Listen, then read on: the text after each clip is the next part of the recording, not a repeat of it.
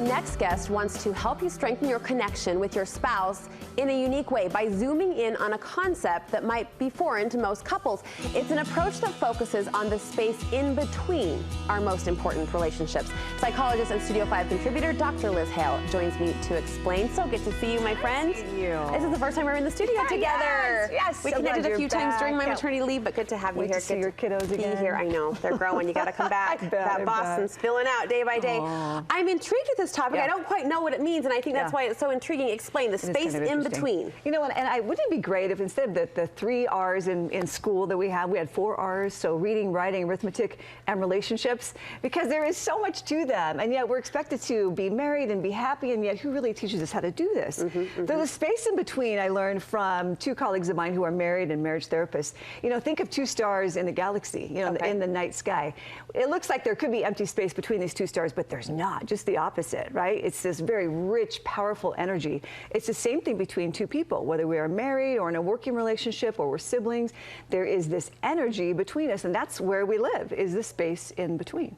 Is it easy to identify? It would seem that would be a little difficult to get a pulse on what's happening in the in-between moments. The space is either safe or it's dangerous, you know, and we create that. And the brains are so rich. That's what's so exciting about neuroscience, brain, is that, Brooke, excuse me, is that we can create safety, and then those wonderful neurochemicals, you know, like dopamine and oxytocin are just raving through our bodies. Or for danger, if we create fear in our partners in the space between us, then we have the flood of the dangerous chemicals that say, you know, red alert, you know, flight, freeze, or what is it? What is it? How does that go? Flight or fight. Fight and freeze. Thank you, dear psychologist. Yes. I appreciate that. Give me my degree. That's exactly right. So we create that. And then because of our experiences, we deepen that kind of neural pathway as well. I imagine that you could swing back and forth, right? The energy could change and evolve. Thank goodness that we can correct ourselves, right? That we can change course direction and say, you know what, I need to make this safer for both of us. I got to watch my tone and the words that I use. I love you. I got to remember that you have my back. But take us a step back then. How would we gauge if that space between is healthy or dangerous, as you described? Yeah, so in other words, what do we do with conflict? And conflict can really be a gift for us. So in other words, are we drawing closer in that space, or are we, again, just repelling and we're trying to get away from each other? That determines really how we're behaving. And we have control, and we can change it. I think that's what's so exciting. So every relationship relies on that communication. You talk about conflict potentially being a gift. How can we sway that communication, that conflict even, to our favor, to our advantage? Yeah, just to remember, I guess, that you always have that power. You know, when we get married, we decide to become one, right? And yet secretly we're both saying, I want to be the one. I want to be me, and I want you to be me. We don't like the differences between us. We think that there's something terribly wrong about that. And yet the differences can really help us grow. So that's a powerful part of that neurochemistry, again, with that space in between. How do we make room for the differences between us? So what, Liz, does a safe conversation sound like? What does a safe conversation feel like? Yeah, so oftentimes we take turns in conversing. You know, it's so interesting. The most dangerous thing that we do is we talk. And the most dangerous thing we don't do is we don't listen.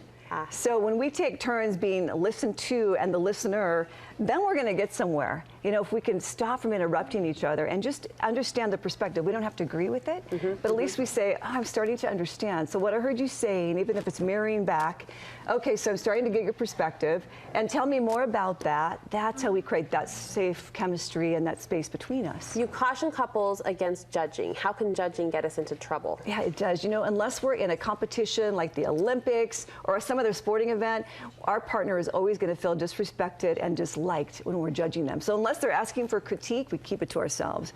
But the best thing to do is have this not knowing about our partner. You know, we're always kind of walking around as a work in progress, and even a wonder in progress.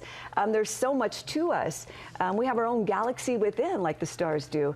So get really curious about your partner. You know, I want to know more about why you think the way you do and what's deeper about that. So we all want to be wondered about, and we want to be a wonder to each other.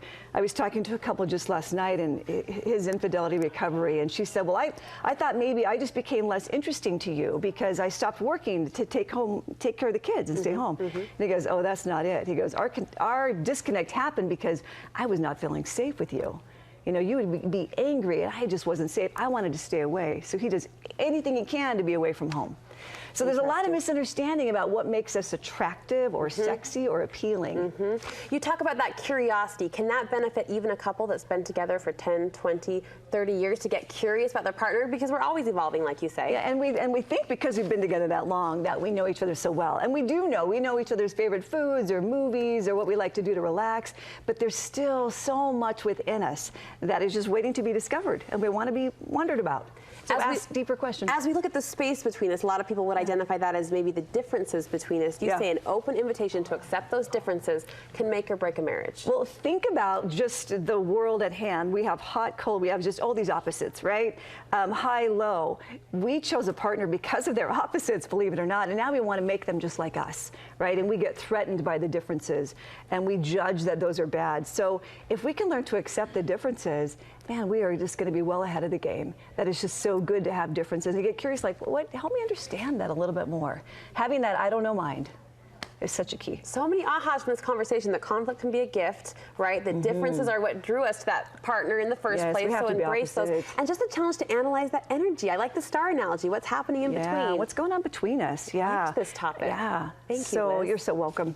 Great stuff. Welcome. Great stuff. Nice to be here. We'll post this on our website if you want to replay it, perhaps with a partner or a friend who may be struggling in this area. Thanks again, Liz. My pleasure.